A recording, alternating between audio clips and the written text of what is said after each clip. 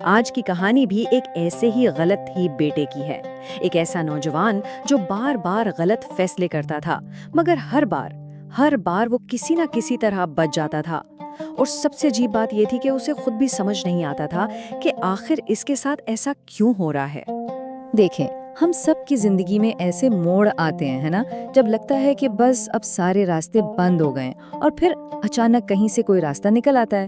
ہم فوراً کہہ دیتے ہیں واہ کیا قسمت ہے، لیکن کیا یہ واقعی صرف قسمت ہوتی ہے؟ تو اس کہانی کے دو اہم کردار ہیں، ایک لاپرواہ اپنی دھن میں مگن بیٹا اور دوسری طرف اس کی ہر لمحہ دعا کرنے والی ماں۔ اور ان دونوں میں زمین آسمان کا فرق تھا۔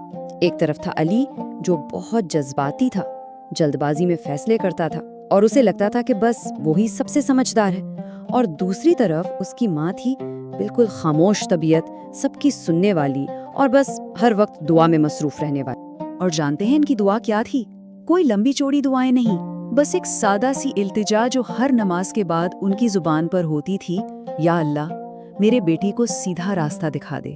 بس یہی وہ نادیدہ ڈھال تھی جس کے سائے میں علی جی رہا تھا اور اسے خبر تک نہیں تھی۔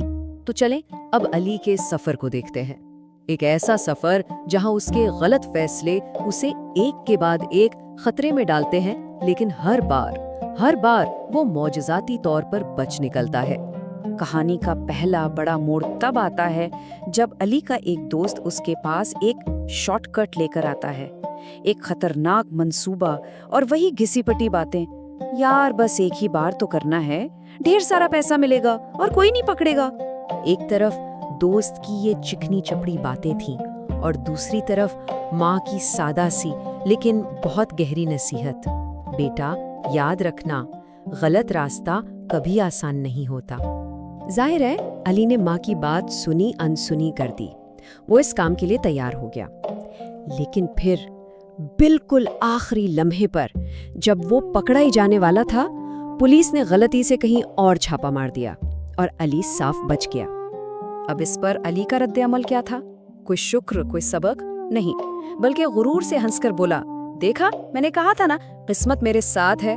وہ بے خبر تھا، اسے اندازہ ہی نہیں تھا کہ یہ قسمت نہیں کچھ اور ہے۔ علی تو اسے اپنی قسمت سمجھ رہا تھا، لیکن شاید یہ کچھ اور ہی تھا، اور یہ صرف کوئی کہانی یا عقیدے کی بات نہیں ہے۔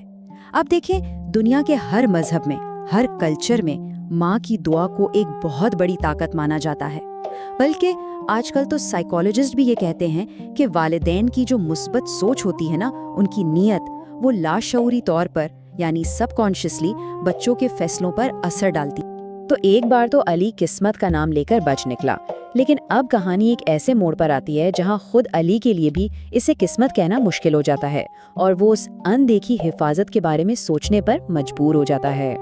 کچھ عرصے بعد علی نے ایک اور بڑی غلطی کی۔ اس بار نتیجہ ایک بہت ہی خوفناک کار ایکسیڈنٹ کی شکل میں نکلا۔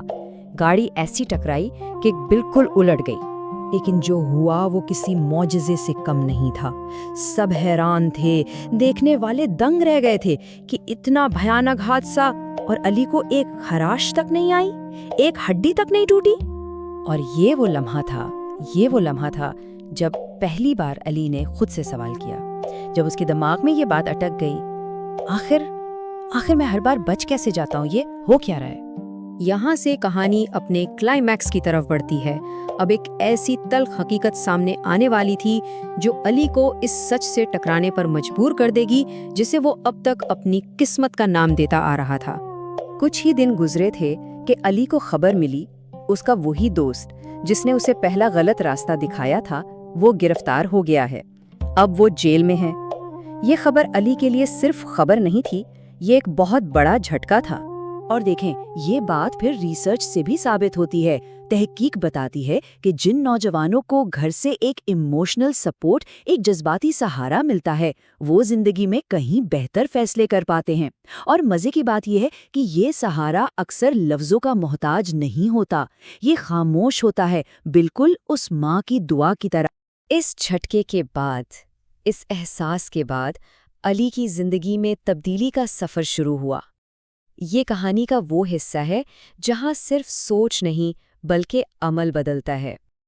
اس نے واقعی میں قدم اٹھائے، सबसे पहला काम, उसने अपने दोस्त बदले। फिर उसने मेहनत करनी शुरू की और आहिस्ता आहिस्ता, बहुत आहिस्ता आहिस्ता उसकी जिंदगी पटरी पर आने लगी। लेकिन अब एक फर्क था। अब जब भी उसे कोई कामयाबी मिलती तो वो जानता था कि इसके पीछे असल ताकत किसकी है।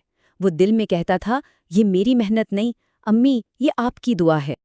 और फिर आता है कहानी का सबसे खूबसूरत लम्हा, जब एक दिन अली हिम्मत करके अपनी माँ से पूछ ही लेता है कि वो क्यों हर वक्त उसके लिए इतनी दुआ करती हैं।